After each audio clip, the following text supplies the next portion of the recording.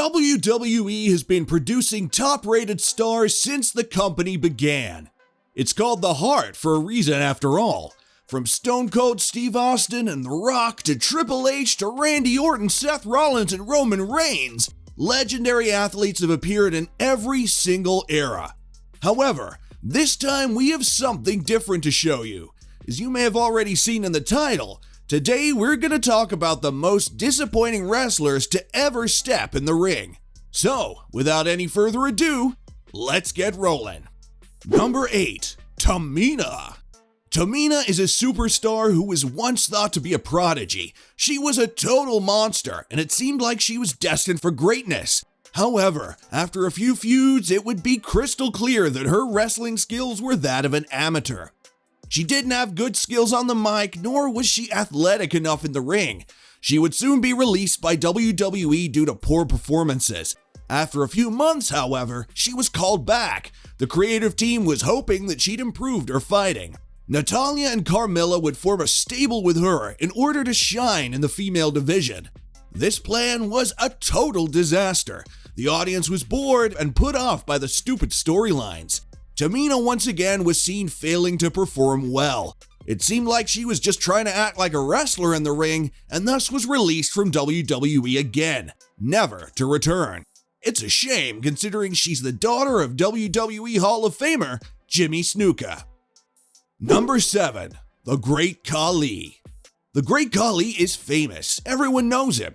He was the person who represented India in the WWE.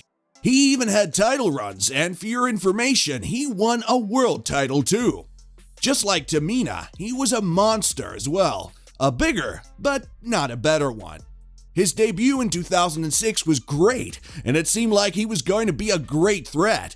Things didn't work out how they should have though. Khali had one of the lamest finishers of all, and an arsenal of moves as small as Vatican City. I'm not even kidding. He wasn't fun to watch when he was wrestling. All he did was move around the ring, punch, clothesline opponents, and shout for no reason. By 2008, WWE had understood that Khali's character was totally boring, and the fans were not buying his ruthlessness at all, and so he was converted to a clown.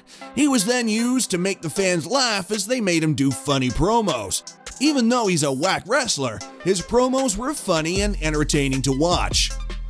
Number 6. Viscera. Another big wrestler, another monster, Viscera.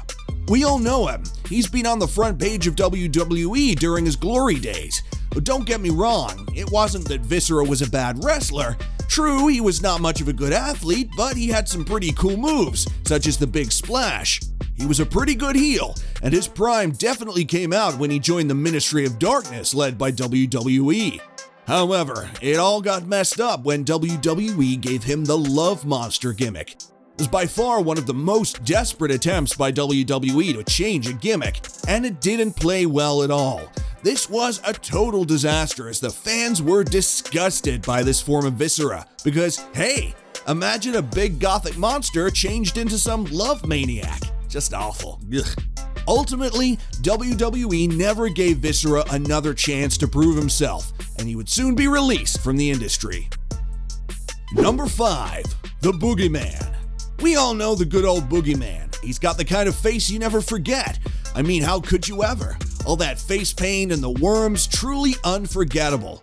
He was a success. Boogeyman's gimmick wasn't a failure, mind you. The fans enjoyed the promos that he pulled, and he has had some crazy in-ring moments. It was just that his wrestling abilities were a bummer though. Boogeyman never lived up to the expectations WWE had for him. He was incredible with the character, but lacked all the athleticism required in-ring to impress the fans. He was one of those plain wrestlers with not much to offer in a fight. Even though he has victories against big names like JBL and The Miz, he turned out to be a pretty useless fighter and was thus released by WWE. Number 4. Hornswoggle. Hey, now let's talk about the smallest wrestler who's ever been in the WWE. None other than our guy Hornswoggle. Now, Horn was a wrestler. Yes, he was trained and a professional. He teamed up with people like Khali and enjoyed quite a good time in the ring. Getting a beating, that is. Due to his size, it was hard for him to overpower opponents and pull victories, and therefore he was a total failure when it came to fighting. However, Orange was a fan favorite. I myself loved seeing him in the ring because his promos were just so damn funny and entertaining. We miss you, champ. Number 3. James Ellsworth. Now, James is someone who had nothing. He wasn't good on the mic, nor were his promos entertaining like Hornswoggle, and hey, let's just not talk about his wrestling. It was just awful. He did manage to get a lot of sympathy from the fans, though, since he was getting beaten every match. He was literally getting destroyed every match. WWE would soon give him a heel turn and try to promote him by feuding him with the likes of AJ Styles, Dean Ambrose, and John Cena. He would be a total failure, though, since the guy can't wrestle at all. His next gimmick would be Carmilla's manager, but once again, a total failure, and all this would lead to the WWE releasing the poor guy. Number 2. Lana. Lana was an interesting character. She was gorgeous, charismatic, and had pretty decent mic skills. As Rusev's manager, she portrayed the character flawlessly. Almost nobody had a problem with Lana. That was until she started wrestling.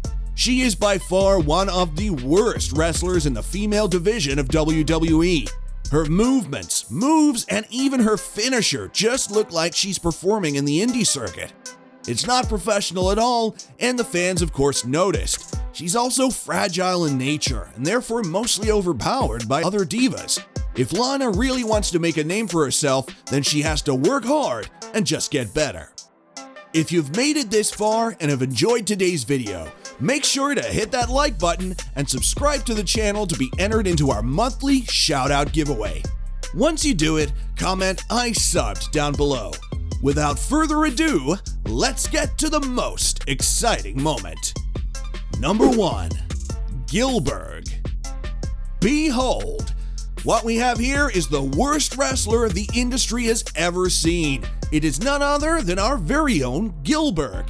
No, not Goldberg, it's Gillberg. What a disastrous character this guy was, my gosh. Anyone who saw him would never forget him. Gillberg was nothing but a knockoff version of the legendary Goldberg. He was basically a gimmick that was welcomed to the ring by the creative team to cut some funny promos, just lighten up the atmosphere, you know? Gillberg had the exact same clothing our old man Goldberg wore and would have a pretty similar entrance too. The only difference being Gillberg's one was just pathetic. Not only did he look weak, but he had no sense of wrestling at all. He couldn't pull off any move properly and was just a joke. Exactly what he was meant to be. Initially, it was fun to watch, but it got repetitive and boring for the fans. WWE realized the situation, and therefore Gillberg would never be seen again. Be sure to check out legendary WWE tag teams of all time, and I'll see you guys in the next video.